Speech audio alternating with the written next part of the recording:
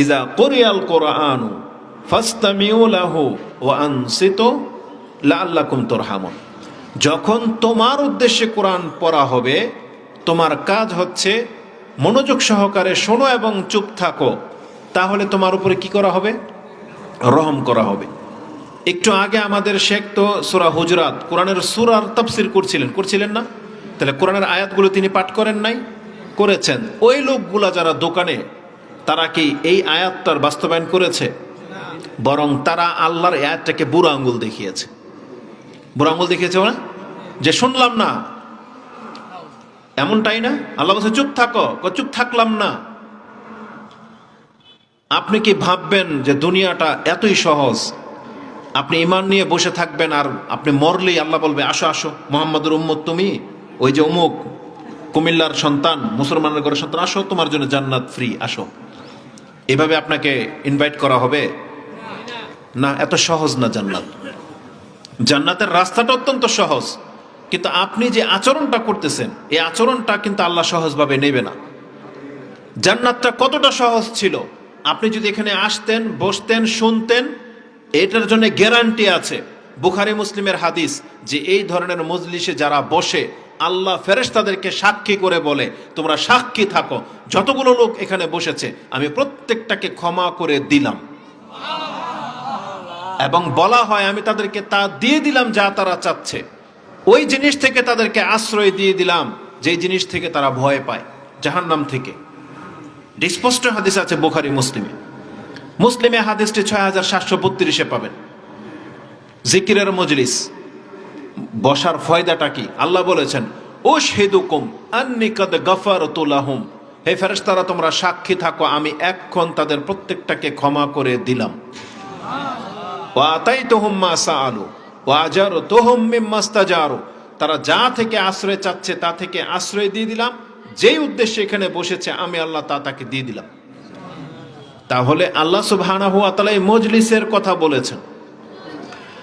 আর এই মাইক যতদূর পর্যন্ত সাউন্ড যাবে অতদূর পর্যন্তর কথা বলা হয় নাই, বলা হয়েছে যেখানে মজলিসটা হয় সেখানে যারা উপস্থিত হয় তাদেরকে ক্ষমা করা হবে।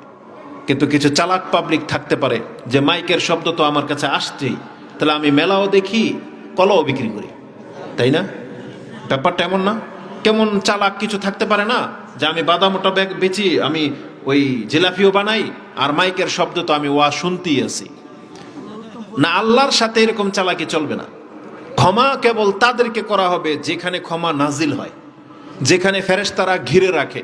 হাদিসে এটা নাই যে ফেরেশতারা পুরা মহল্লাটাকে ঘিরে রাখে, বরং হাদিসে আছে ইন্না লিল্লাহি মালাইকাতুন ইয়াতুফুনা ফিত তুরুকি ইয়ালতামিসুনা আহলায যিকরি ইযা ওয়াজাদা কওমান ইয়াযকুরুনাল্লাহা তানাদাউ হালুম্মা ইলা হাজাতিকুম ফায়াহুফুনাহুম বিআজনিহাতিহিম ইলাস সামাঈদ দুনিয়া।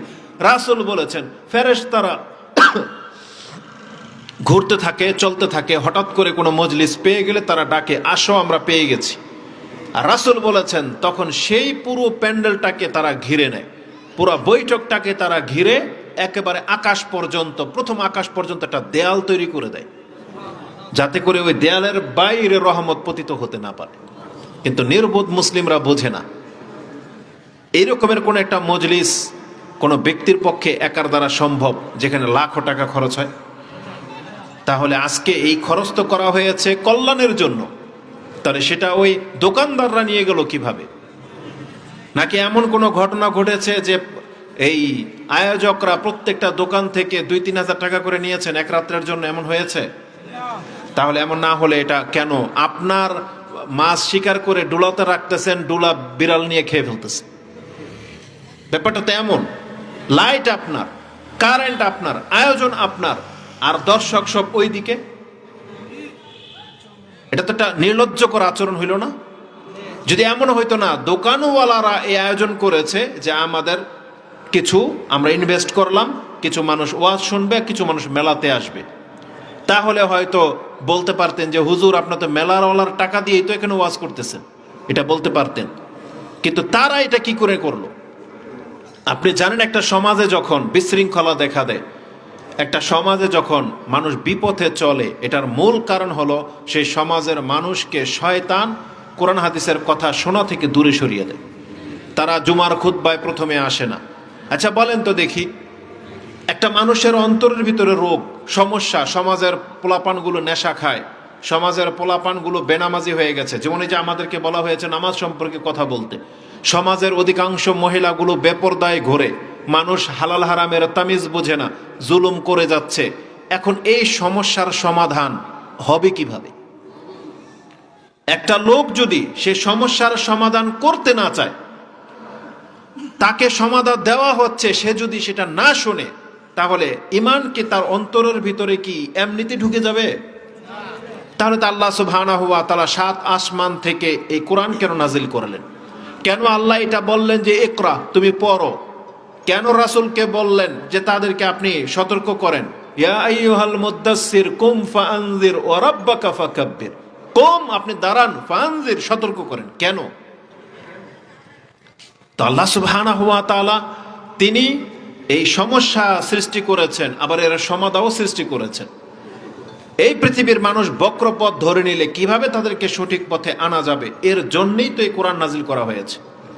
আল্লাহ বলেছেন ফাআইনা তাযহাবুন, তোমরা কোথায় যাচ্ছ?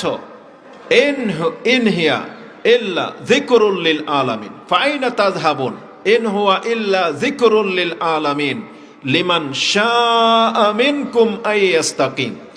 আল্লাহ বলেছেন তোমাদের দৃষ্টি কোন দিকে, কোন দিকে তোমাদের মুখ, মানে কোন দিকে তোমাদের মুভ। অথচ এই কোরআন নাজিল হয়েছে বিশ্ববাসীকে হেদায়েত করার জন্য।